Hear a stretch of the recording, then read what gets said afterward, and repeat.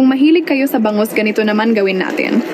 At siguradong mapaparami ka ng kanin dahil sa sarap nito.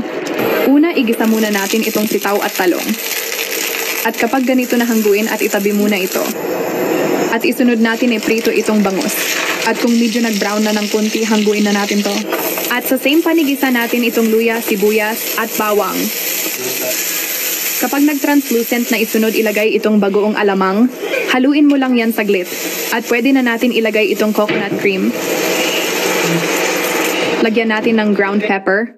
At dahil maalat na yung bagoong na nilagay ko kanina, hindi na ako naglagay ng asin. Takpan lang natin to ng 3 minutes.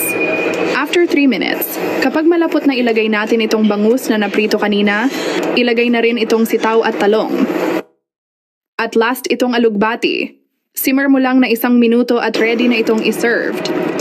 Tingnan nyo naman yan, sobrang nakakatakam tingnan, no? Siguradong mapapa-unli rice ka talaga nito. At maraming salamat po sa panunood.